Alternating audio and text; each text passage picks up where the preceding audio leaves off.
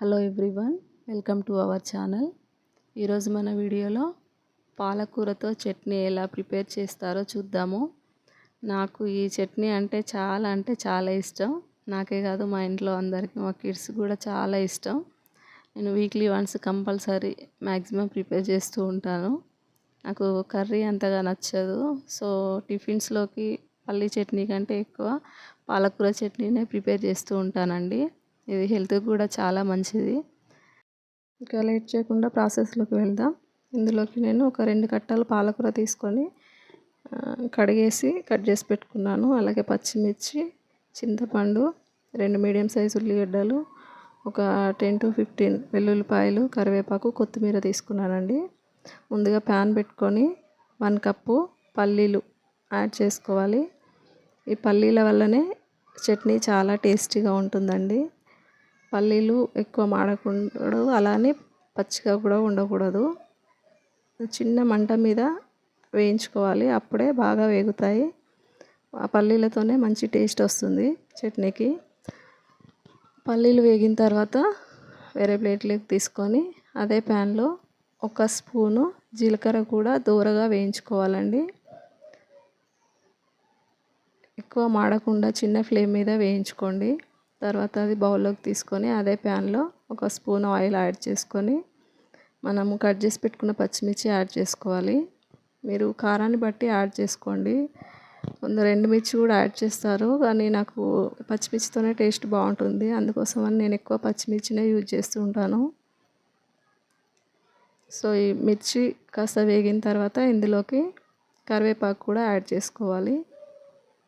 నేను కొంచెం యాడ్ చేశాను ఇప్పుడు, కానీ ఒక్కొక్కసారి 1 కప్ కర్రీ లీవ్స్ కూడా యాడ్ చేస్తూ ఉంటానండి. బాగుంటుంది, మన హెయిర్ గ్రోత్కి కూడా చాలా మంచిది కదా. ఇప్పుడు కొంచెమే ఉంది కాబట్టి నేను కొంచెం యాడ్ చేశాను. కావాలంటే మీరు ఇంకా ఎక్కువ కూడా యాడ్ చేసుకోవచ్చు, బాగుంటుంది అలాగైనా. మిర్చి, కరివేపాకు ఫ్రై అయిన తర్వాత ఇవి బౌల్లోకి తీసుకొని అదే ప్యాన్లో మరి కొంచెం ఆయిల్ యాడ్ చేసుకోవాలి. తర్వాత ఇందులోకి మనం కట్ చేసి పెట్టుకున్నటువంటి పాలకూర కూడా యాడ్ చేసుకోవాలండి. ఇది మనం వాష్ చేయడం వల్ల ఎక్కువ వాటర్ని అబ్జర్వ్ చేసుకుంటుంది, కాబట్టి వాటర్ క్వాంటిటీ ఎక్కువ ఉంటుంది. సో ఆ వాటర్ అంతా ఇంకిపోయేంత వరకు మనం మూత పెడుతూ మగ్గించుకోవాలి. మూత పెడితే తొందరగా మగ్గిపోతుందండి. సో ఒక 5 minutes టైం పడుతుంది మగ్గడానికి.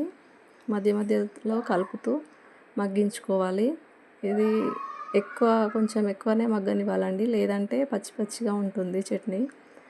సో కాస్త చక్కగా ఫ్రై అయితేనే బాగుంటుంది చట్నీ.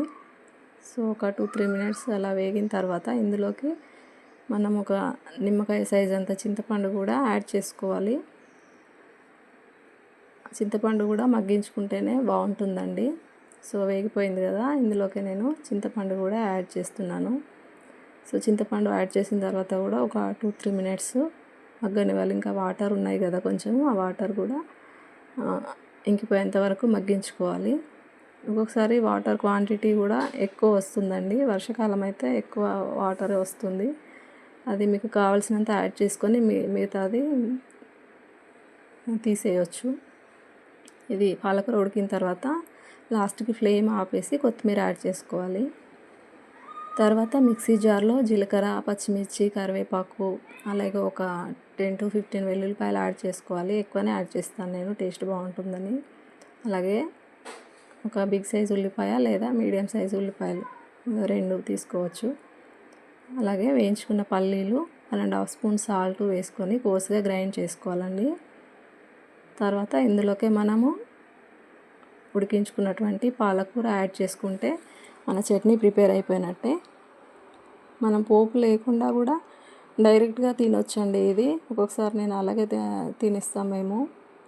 లేదు అంటే పోపు పెట్టుకోవచ్చు, అయినా చాలా టేస్టీగా ఉంటుంది. ఇది ఇడ్లీలోకి, దోశలోకి చాలా టేస్టీగా ఉంటుంది. రైస్లోకి కూడా బాగుంటుందండి. నేను ఈ పికిల్ ప్రిపేర్ చేస్తే ఇంకా అయిపోయేంత వరకు తింటూనే ఉంటాం ఇది మేము.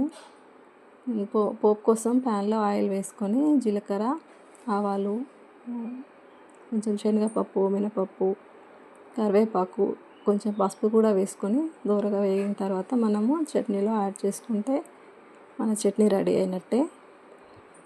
మీకు కనుక మన వీడియో నచ్చినట్టయితే ప్లీజ్ లైక్ చేయండి, షేర్ చేయండి. ఇలాంటి మరిన్ని వీడియోల కోసం మన ఛానల్ని సబ్స్క్రైబ్ చేసుకోండి. ఓకే, థ్యాంక్ యూ అండి.